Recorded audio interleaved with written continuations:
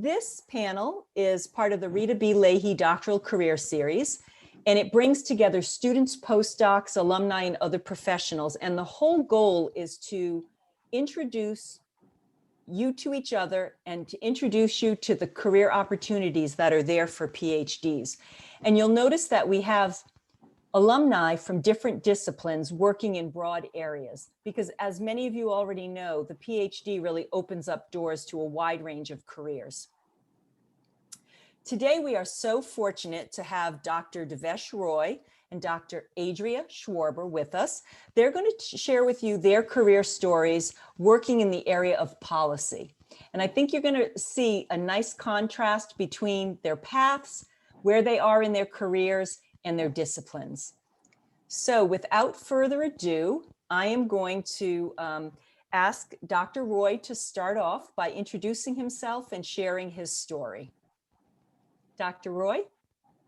Yeah, thank you. Thank you very much. It's just a real pleasure to be speaking or presenting at the University of Maryland. I mean, for one, just basically Washington, D.C. metropolitan area is the place where I've spent the maximum time of my life. And, and it has just been a real pleasure to get this opportunity to talk with you. It just reminds me of all the things that we did at the time of the job markets. That's it, like maybe 16 years ago.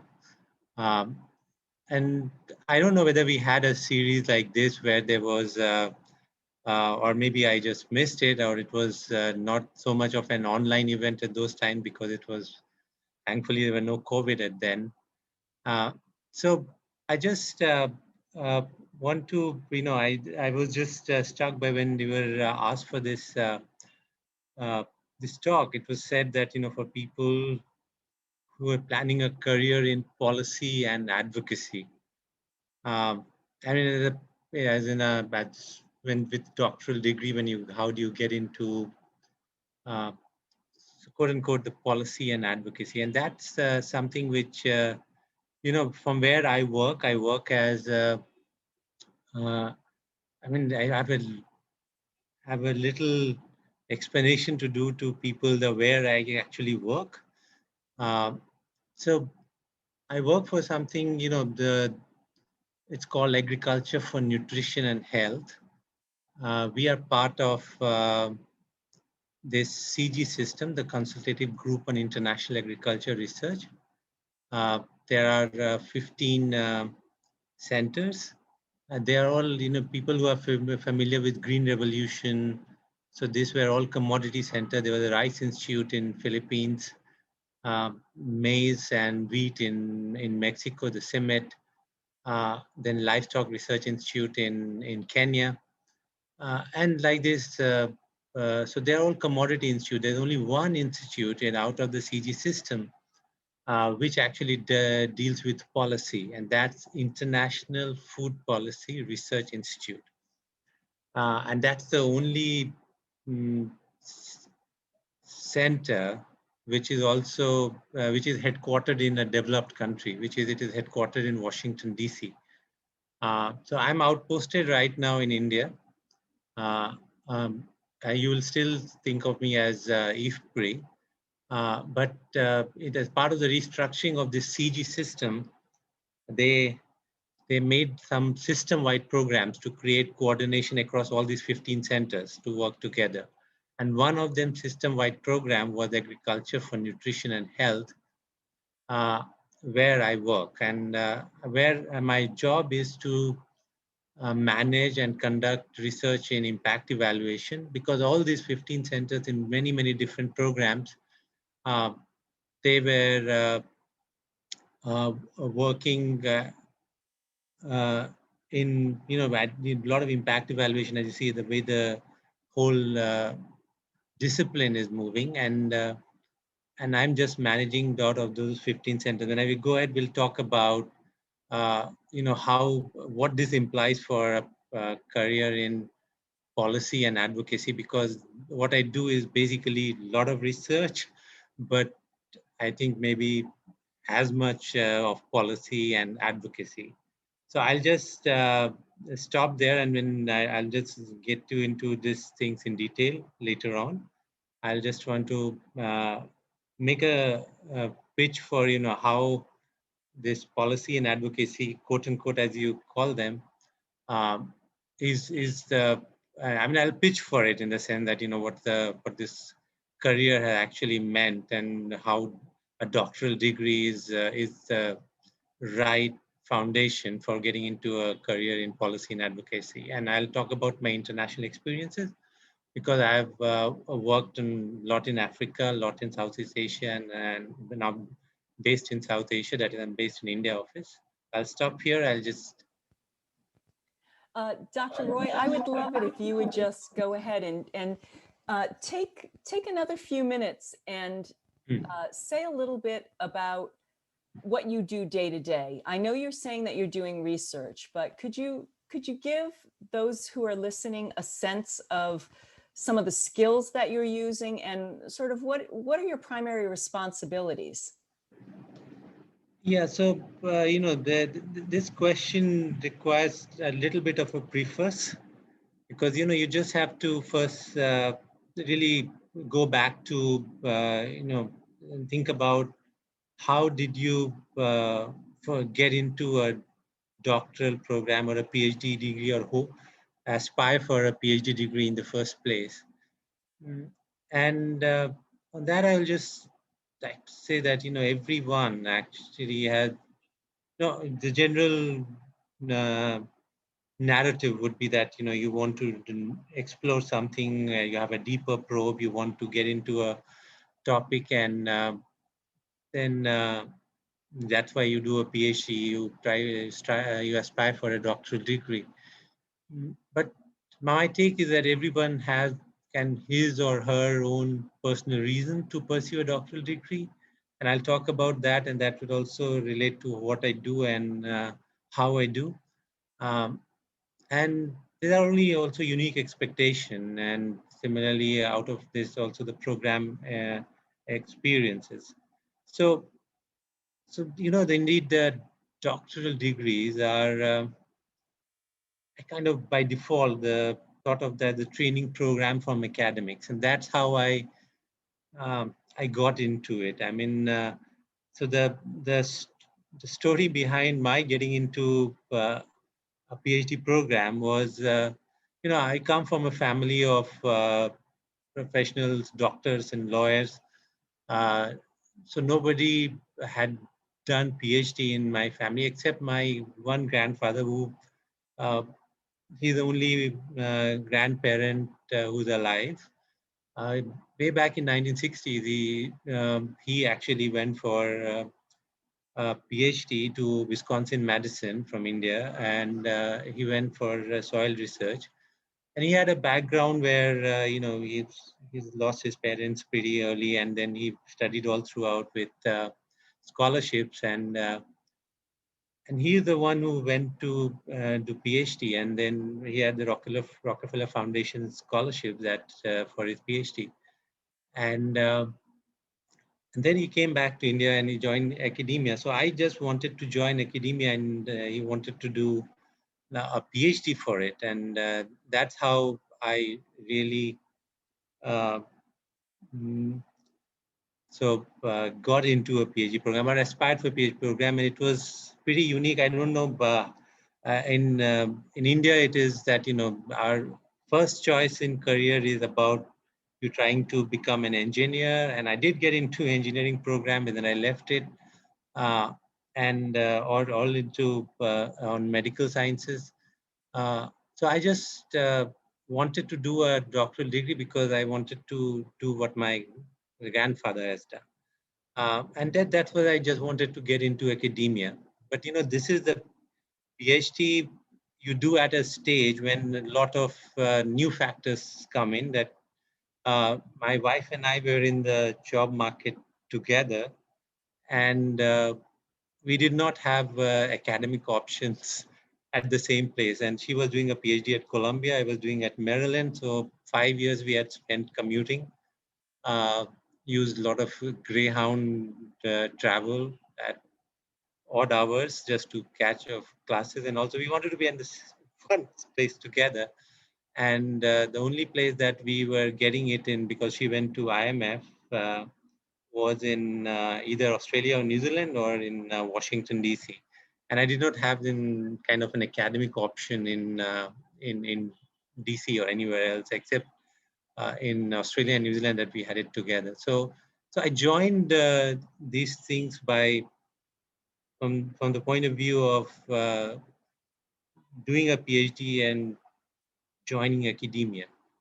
But once, and I always thought that I will get into this non-academic job just for a kind of a brief stopover and then just move into academia. But the way it worked out that I really started liking, and I really like, I'll just talk about it, in further detail.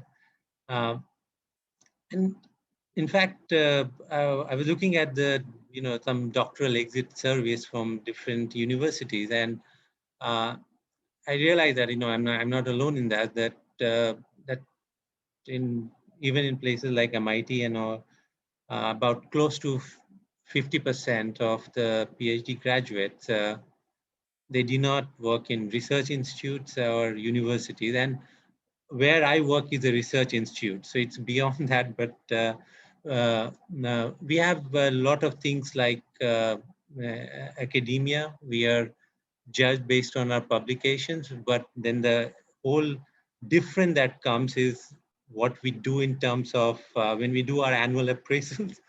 Our work is that there's a lot that we focus on. What are the publications? What are the citations? That's the usual. But then there's a lot of 2-3 focus areas that we really work in. One is what is about we call as the capacity building or capacity strengthening, because now the politically correct term is not capacity building, but capacity strengthening. But we do a lot of teaching, mentoring, and so on that is part of our work. And that's what I will lead to what I'm going to talk about and why I really like the job that I do. Because this was always my calling of doing teaching or mentoring. And that's the reason that, even more than research, to be honest, I mean, when I was teaching assistantship at Maryland doing a PhD, I was pretty enthused by my teaching job. I mean, apart from all the research that we did. So this is a myth actually that PhD degree only prepares you to succeed in academia. And because the flexibility of a PhD program, actually, it allows you a lot of space for other stuff. And it's probably PhD the only case in which it will allow you the time to figure out exactly what you want to do with your life. And so the question is that, in terms of what I do, has it turned out to be the way that I had imagined that would be with a doctoral degree? And there, I would think that you need to demarcate between what was an expectation from PhD and what it led in terms of the job. It's like, and I'm seeing that there's a lot of overlap and there are these subtle differences. So in terms of job, if I could claim that I could hardly be happier, I think I'm exactly where I need to be. And the test of whether you're liking a job or not is whether you love going to the work each day. Obviously, right now I feel shipwrecked on an island, not going to office for almost a year. And like all of you, like, when you're in a PhD program, you have a lot of things to do. But I don't think I'm stressed. And one of the things that, what really occurred to me, which is I was particularly amazed by actually coming particularly from a poor country and going to an university in the US, which was Maryland, that was just, I was not saddled with student debt. So I did not imagine, because in in India or Indian families, the your parents take care of everything. So I did not imagine that upfront, but after reaching America, I realized what a first order issue that was. Um, so, and I said that, what I do so there is, as I was saying, that, what we are evaluated on and what we do is, we have a big weightage on what research we do, in terms of we follow the same uh, kind of rankings as in academia, that you have A-star journal, A journals. I mean, but there are two, three things that are saying that one is where it comes is capacity building or strengthening that we do, where I get to do a lot of teaching, a lot of mentoring. Uh, but there is one thing that you will not get in academia, which we are evaluated on, which is we always will have in our appraisal. There would be a column which, and it's a big one actually, which says impact, and particularly it says policy impact. Uh, so, a lot of you might be from pure science, or you might be from engineering and doing, or from medicine. So your research would produce like tangible, really immediate outputs, and that the impact could be seen very early. But in the policy impact from social sciences, where I come from economics, uh, it's far too abstract, and it's quite long drawn, and so we spend a lot of time trying to show what basically the policy impact. It's very difficult to say that what policy changes were brought in, because if you take case of, say, Bangladesh, for instance, a lot of changes that Bangladesh did in its policy on food policies. In 1992, it was still just a new country from 1971 to 1992. Now, so IFPRI, where I work, International Food Policy Research Institute, their research had gone very heavily into bringing in the liberalization of their rice and wheat market. And Bangladesh did phenomenally well. But this was about 15, 20 years of research that IFPRI folks, they were our colleagues who were still with IFPRI right now, but they were placed in Dhaka and in other places in Bangladesh. And those kind of research formed the basis of this. So this policy impact one, which I get to realize now, I've now uh, realized that how this policy process takes place. And that's a very, as much as it's difficult, as I said, that is very hard to show in terms of social sciences. But it's something which, I've really begun to appreciate, and I've really learned a lot in terms of how policies are made. And I can look at those steps in those policy formations or policy influences, which you can look at, like what in all economics now we talk of theory of change. So we can think about a theory of change for the policy. Well, And Dr. Roy, that's the beauty of having this 15 and 16 year career. You can start to see your impact over time. I think that's a great place, because you've teased us with this notion of long-term policy change. Let's pause for a moment and let's hear from Dr. Schwarber, who's at the other part. She's embarking on this policy career, and I'll let her introduce herself and share a little bit about what she does. And then we'll make sure that there's plenty of time for Q&A, because you've queued up quite a few questions, Dr. Roy. Go ahead, Dr. Schwarber. Hi. Hi, everybody. Thanks for inviting me, first of all, Susan, to this panel. I do think it's a really great contrast between Dr. Roy and I. I'm early in my career, and a lot of my work is entirely US focused, but I would even say inner Beltway focused. I'm definitely looking pretty much everything that's happening in DC. So my title is I'm a science policy analyst with FYI Science Policy News. In a way, we are technically part of the media. We're journalists. And so obviously I need to follow like journalistic integrity in my work. but I do a lot more than just writing, and we don't do a lot of investigative work.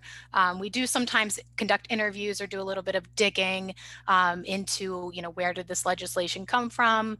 But mostly what we do is work on putting out information for people in either scientists or our subscribers who are either individuals or societies. So the American Institute of Physics itself is basically a society of societies. So you might have your own scientific professional society, and AIP has its own member societies and kind of acts as like a consortium and supporter of those groups. So those are partially who subscribes to what we write. And so every week we put out a weekly newsletter, which goes out on Monday, or today it went out on Tuesday since we were off work yesterday. And then we we endeavor to write 3 articles a week that are approximately 1,500 words, so longer length deep dives into like legislation or a report that came out of a government agency.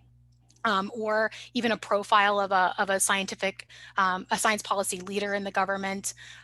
So that's going to be something I'm going to be working on this week, are some of the new leaders that are coming through in our scientific committees in Congress. And so that's primarily what I do. A lot of my work is writing. I'm writing every day, whether that's a 150 word blurb for our newsletter or a 1,200 word article. I'm reaching out to people in Congress to get information about legislation. And it's very, I think it definitely has enriched my life a lot, because networking is something that I've definitely struggled with. And it's definitely forced me to reach out to people and try to form relationships so that we're on that listserv and we're getting that email when something's going to be released, and we are kind of up on the information. So definitely a lot of my job is kind of having like my finger on the pulse of like what's happening in science policy. So it can get very overwhelming. And if you subscribe to our newsletter, you'll definitely see that. We kind of throw, I don't know, 100 or so links at the bottom, which is called Around the Web. And it's kind of like what we read this week. And it's a smattering of all the different things that are coming out. Yeah, I've definitely like used a lot of my PhD skills to support my work, which is something that Susan had wanted us to touch on. So I'll just say that I wasn't I considered myself a good writer in my PhD program, but it's a totally different beast of writing. So when you write scientifically, or even an op-ed or an opinion, like those are two completely different thought processes you need to follow. And so when you write an article that's analyzing policy, you really do need to like lead with the information first. And that's kind of, you'll be familiar with the journalistic phrase, like don't bury the lead. And so I would say like refining my writing skills has been the greatest challenge, but also the most rewarding part of my job. And the way I got the job really was I kind of was running out of funding for my PhD program. And so I didn't defend quite yet, but I started applying for jobs because I thought that I would be able to work at a full-time job and also wrap up my PhD at the same time, which ended up working out for me.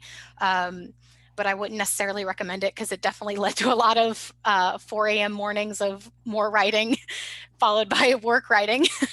But I just applied for a lot of different jobs in the DC area because I knew I wanted to stay here long term and work in science policy. And so I applied to jobs at my scientific societies, so the American Meteorological Society and American Geophysical Union, and of course my current job at the American Institute of Physics. I also applied to a number of government jobs, and I can speak more to that process as well. Though, like, obviously I haven't successfully gotten into a government job yet, but hopefully in the future, it's one of my career goals. But yeah, I would just emphasize, and I'm happy to speak more about this, about like the role of like writing in my job, and also how important networking is. If anybody has any questions about that, but I think I'll just leave it there. And if I've forgotten anything, please let me know, but feel free to like reach out to me with questions or like look at my profile on LinkedIn, which is pretty thorough thanks to one of Susan's early LinkedIn career workshops. So thank you for that. You're welcome. This is a perfect time to open up questions. I'll let you all think about questions. You can turn your camera on, unmute yourself and ask a question. But I want to point out, I love, Dr. Roy, that you talked about needing to find a career so that you and your wife could be in the same place.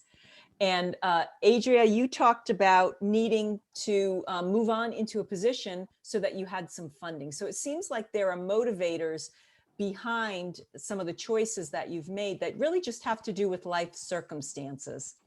So with that said, I know that there are some good questions out there. Who wants to ask the first question?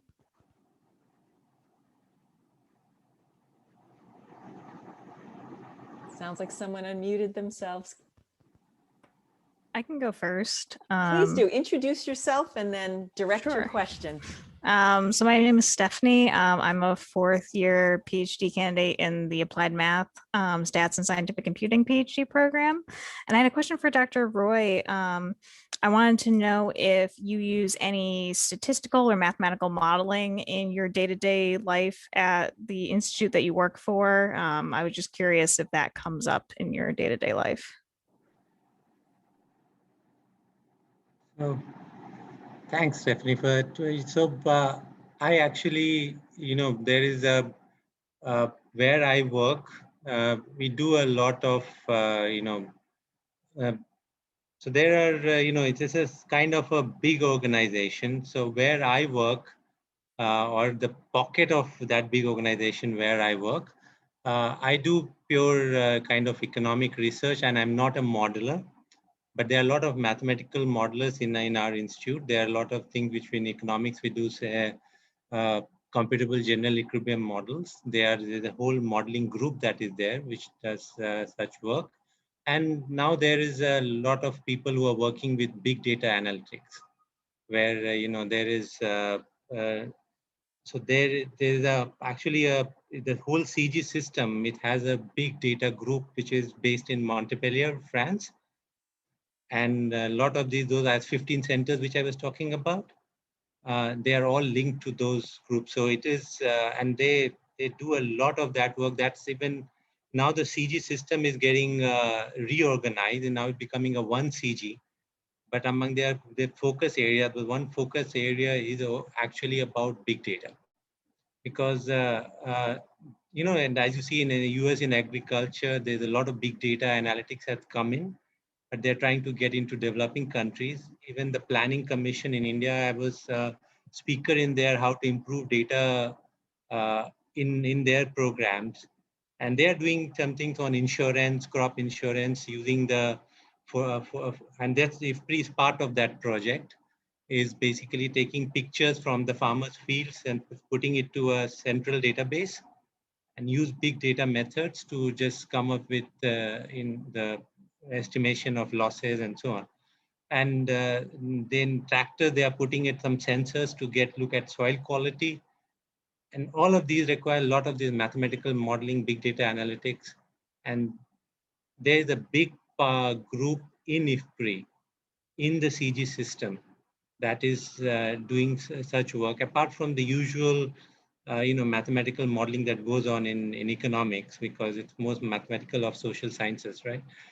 And but there, there would be a big opportunity for applied math people for this whole direction in which the CG system is working or is moving, and including in IFPRI. But I'm saying that more there are things people in working in livestock with all these big data methods.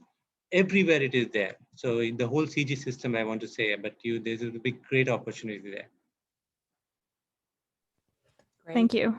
Do you have any advice, Dr. Roy, for someone like Stephanie who's looking to move in that direction? So there is the big data platform in CG system, right? And then there are people who are doing, and there are people doing with climate modeling, which we have our climate unit. There are a lot of mathematical engineers who are part of that, and there's a difference also. We are called associate research fellow, then research fellow, senior research fellow, the one which I am in now. But those people, that line is called scientists, senior scientists, and like that, which is basically their specialization is dealing with this engineering math side of applied math side of things, because of the direction that the whole CG system, consultative group on international agriculture research, and if pre-included, has taken. So there's and for the CG there is a big data platform. There is modeling platforms. They are all platforms in which there you will find there are a lot of vacancies. You will see that they keep coming because that's the direction which CG is taking, and that could be like one opportunity. And it's Montpellier is not a bad place to be in, right? So. Thank you. I know there are more questions out there. Is it possible for me to add something really quick, Susan? Of course, yes, of course. So I think on that point, one of the things I think might be useful is also just understanding the landscape of science policy careers that are available to you, because it seems like Dr. Roy and I are in obviously different positions, but like similar in a way, in that we both do a lot of the research portion of it. And that, I think, is definitely one path you could go in, but there's also the advocacy side of work, where you could become a lobbyist or, part of one of your professional or scientific societies working on this kind of stuff. And I wanted to send, there's a report, and I'm going to put it in the chat right now, from the California State Science Policy Fellowship Program. They put together a report kind of scoping out a lot of these different careers, and they have a really great graphic in there made by a previous AAAS fellow. And that can really help you understand the scope that's available, but then also the potential opportunities that you could pursue with a background in math, for example. I think that's something a lot of people don't realize, but you could go into like the Congressional Research Service. Any number of agencies would want you because you have these modeling skills. Scientific societies, you would have to definitely frame your background to say that you can use the modeling in other mechanisms, for example, like coding skills, which is something like I had. My PhD research was in climate modeling, and I definitely needed to say, like, I'm familiar with R, and we use R in our work sometimes, which was a plus when I applied for my job. So there's a number of ways that you can definitely reframe your skills that you have in order to get any one of these jobs. So I would just encourage you to take a look at that report and see what's really out there, and don't feel like you're limited just because like your background was in modeling. You really can apply those skills in a number of places. Thank you. That report is priceless. We are going to get that posted in multiple places, Dr. Schwarber. I know there are more questions out there.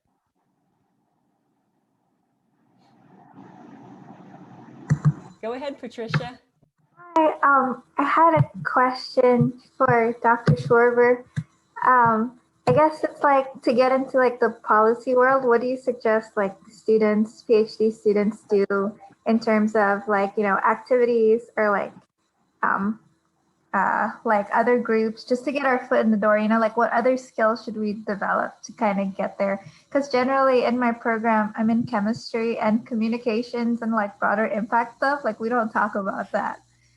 It's in the back burner. Mm-hmm. So I guess, what do you think? I think that's a great question.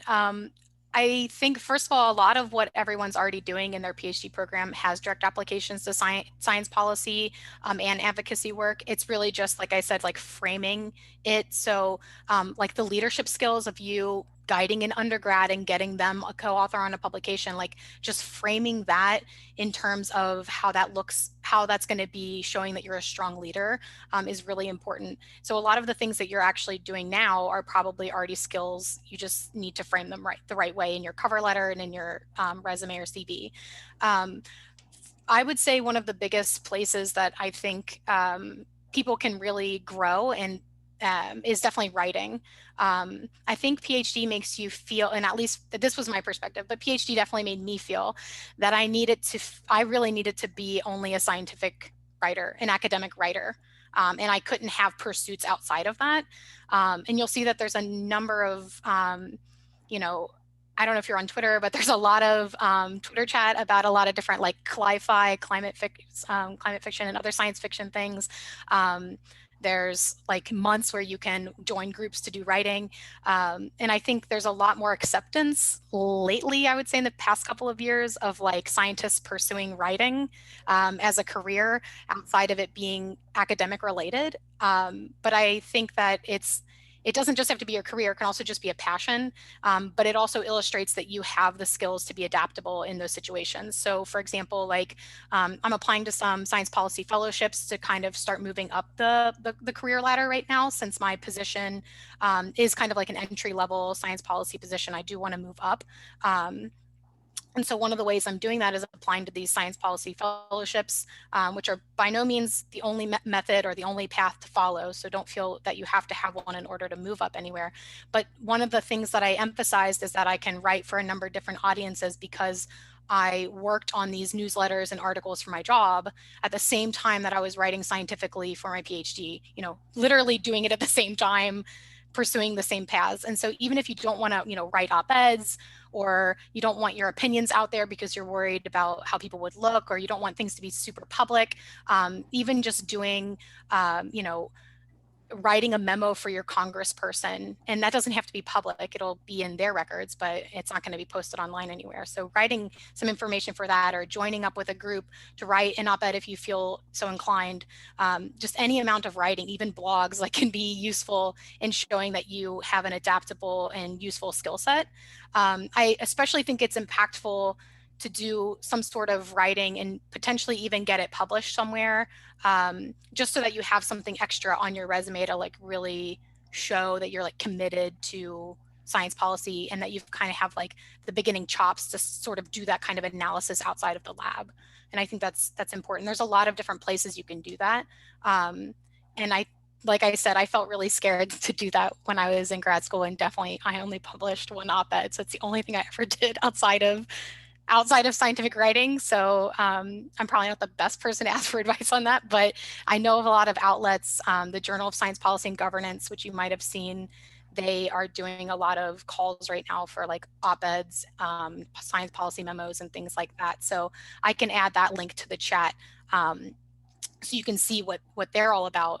But even just like publishing on Medium or anything like that kind of analysis, it really shows your full breadth of skill sets.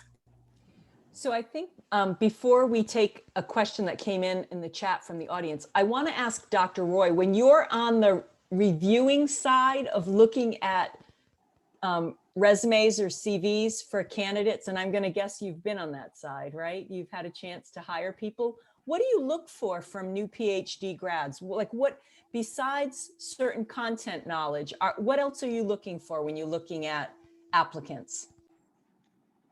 Yes, no, thanks for that question, because you know, we do have, I do get into a lot of these committees, and because we are spread out in so many countries, so our hiring process, to say the least, is pretty abstract because you know, there are a lot of people, like, you know, whether they want to be outposted in Malawi, they want to be outposted in Ghana, or they want to be, because we have to hire for those places. So that's a big plus, that, you know, if somebody is willing to move there, and, you know, they're ready for it. And we always, you know, but before that, you know, this usual PhD hiring, we want to see the research, the job market paper. Those are the usual stuff that you do it for academia as well. But the one little different that comes is that, you know, how they are going to be, what we quote unquote, we call that, how they will deal with the stakeholders. Now, stakeholders means that how the policy people, like, for instance, you know, if you're in India, I mean, I still, when I go and meet I cannot call someone with saying Mr. Singh or Mr. So and so. We have to say, if he's a bureaucrat, I have to call him sir.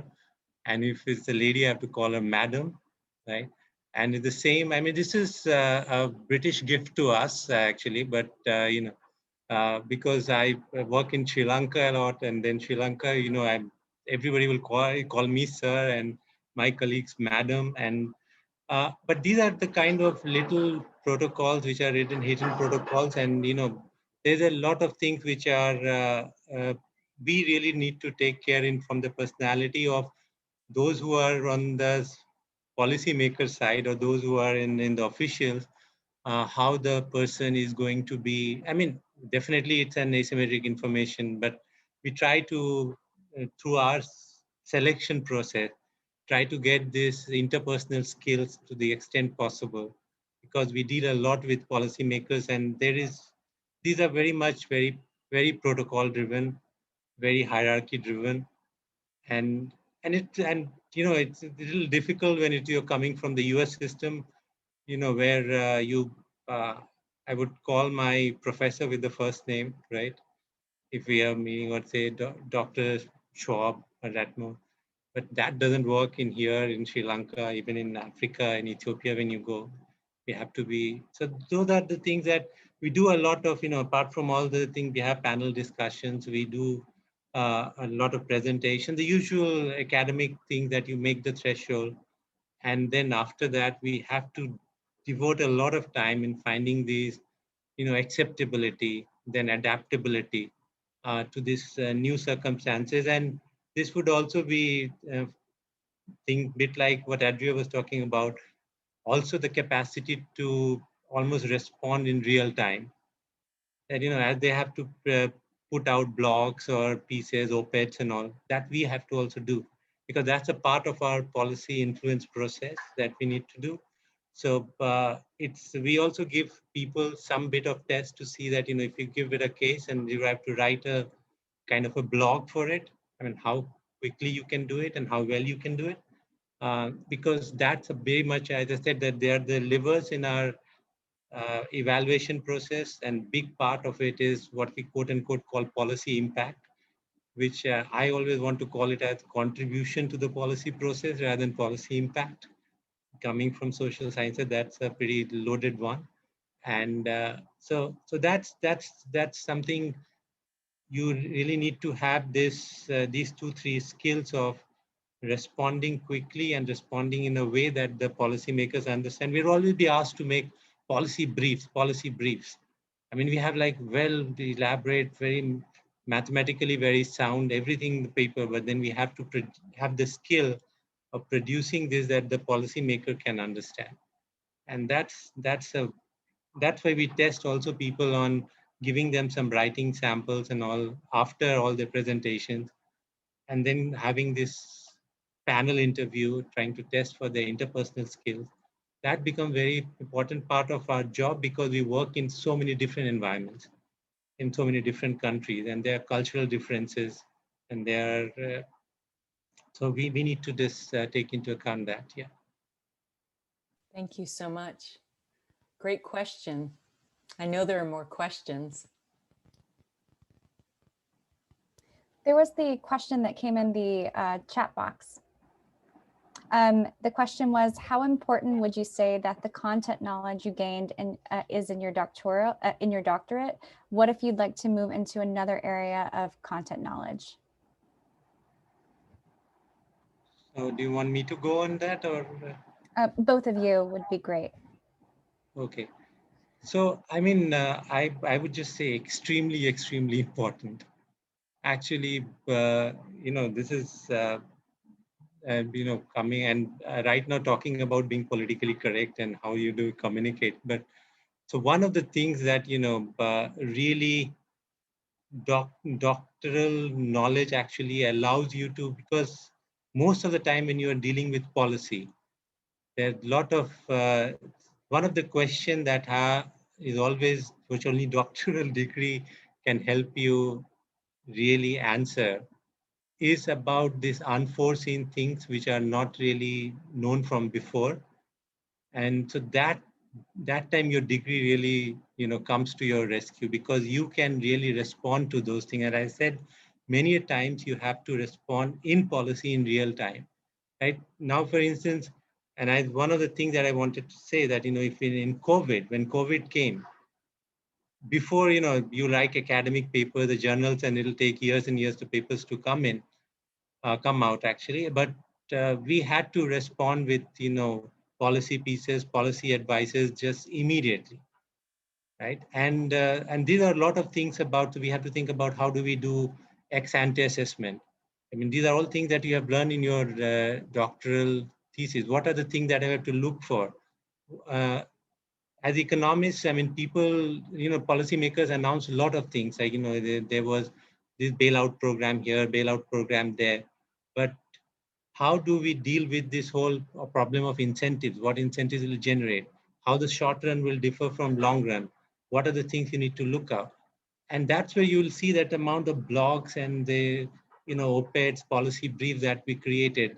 And you will begin to see that, the entire domain knowledge that came from a doctoral degree actually goes in terms of in policy and advocacy in responding to these unforeseen or these unexpected outcomes. And that's very, very important. The biggest element of, good policy research and advocacy is how do you respond to shocks? And shocks in economics mean both positive and negative shocks, right? That even if economy is doing very well, that's a shock in economics. So that's where I think it's extremely important that what we learn from our doctoral program, that what we really employ in all the policy work that we do. And you will see the difference between what the bureaucrats do and what we are doing. You'll see that difference, that that's where we complement in a lot of ways, which is so Dr. Roy, you're saying as an economist, and given that you're situated in this global international research institute, that your training as an economist was directly aligned. And I'm hearing, if I'm understanding correctly, as Dr. Schwarber, as Adria has been looking at this as a newcomer, she's sort of, she pointed us to the Science Policy Guide, which seems to be written to an audience that may be perhaps not using their content knowledge, but perhaps using more transferable skills. So it sounds like this question can be answered both ways. I'm curious what Adria thinks. So Dr. Roy, the content knowledge, absolutely aligned. Adria, what about your thought? Yeah, Susan, you're spot on. I literally was going to say the exact same thing, that I'm almost torn because I want to tell everybody that your content knowledge is going to be incredibly important. And it very well may. It depends on your field. So for example, I'm a climate scientist. If I had gone to work for the National Academy's Board on Atmospheric Research, my content knowledge would be incredibly important in making sure that I understand the stakeholders I need to reach out to, the topics that are most, the gaps in the research that academies most needs to address, those kinds of things. But what I do for my particular job, I only use my content knowledge in so much that I have kind of picked up the climate science, geoscience beat of our coverage, only because first of all, it's the thing I'm passionate about, but also I do have that background knowledge, so I'm able to fill in some questions that my colleagues might have about what a representative concentration pathway is in climate science, and those more nuanced things of the field. But I definitely would say I primarily use my transferable skills, which would be research, condensing information across a number of different documents to see the trends in policy, those interpersonal skills that I gained. I was in graduate student government, so at UMD, so I definitely leaned on that a lot in my first job to say that, I'm not just a scientist working in the lab or doing research behind a computer. I also can interact with people outside my discipline, and had tried to show that through a number of other volunteer activities. So definitely I primarily relied on my transferable skills, but that doesn't necessarily mean you don't need solid content skills. So as I'm trying to transition into a higher level of science policy career, I'm definitely leaning more on those expertise, on my climate expertise, to try to say that you should hire me or you should give me this fellowship because I'm an expert in climate climate science, but then I also have these, policy chops. So I do think in some places it's definitely valuable to have a very thorough set of, or like a very deep set of content knowledge. Okay, so I'm being very conscious of the time. We have about 2 or 3 more minutes, and I would like to just encourage the audience participants to realize that the world of policy and advocacy is broad. We have picked 2 individuals on different paths at different places in their career doing very different work. And I'm going to do a plug right now for continuing the conversation. One of the quickest ways to learn more about careers is to do informational interviews. So I'd like to ask both Adria and Devesh to maybe say a little bit about how and if could students reach out to you if they had more questions? Because I'm seeing a very specific question come in from Swaswati, and I apologize, Saswati. That's fine. Yeah, you got it. There you go. I know. I'm excited here, so I'm rambling. Please accept my apologies.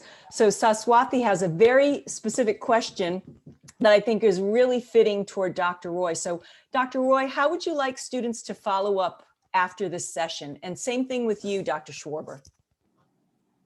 How would you like them to follow up if they have more questions for you? No, I would be, the best way, some part of this discussion when we had this earlier conversation was about networking, and my wife was telling me that you should not do this because you are not in any of the social media. You're not on Twitter, you're not on Facebook, so you generally are disqualified to do anything and talk about networking. But I'm very active on email. So please, if you have any questions, and if any way that I saw a little bit of the glimpse of the question, which is about advocacy thing in South Asia. I think it needs a little bit of more disaggregation. South Asia is India, and other countries are very, very different because Galbraith was like the Harvard economist who was the ambassador of US to India. He actually wrote something that they are the 2 most self-righteous nations in the world, which is India and the US. And that's why they don't, at that time, they did not used to get along very well. So that his argument was that because the bureaucrats, the technocrats, everybody in both the countries are so self-righteous that, so it's a very different way of dealing with policy in India. When I go to Bhutan, when I go to Nepal, when I go to now Bangladesh, and so everywhere, because in all these countries I have to go for work. Indian bureaucrats are a tougher nut to crack in some way, and it's also it's too big actually in terms of population size and so on. Every state is like a country, right? Bihar, where I come from, is the population of Mexico. Dr. Roy, your experience, I'd love to hear this conversation with you and Saswati, but I am going to, for the sake of time, we put your email in the chat box, and Adria, would you prefer that people reach out on LinkedIn or through email? What do you prefer? It's probably best to reach me on LinkedIn. Okay. It's where usually I get my professional development queries, but I also just want to say that I'm also still doing networking, and I don't have Twitter, but I have my office's Twitter, and I definitely follow a lot of people who are influencers or up and coming. I would call them near peer mentors in science policy, and I have reached out to them for advice for the next stage in my career as well. So you're always going to keep moving up. So it's really important to make those connections.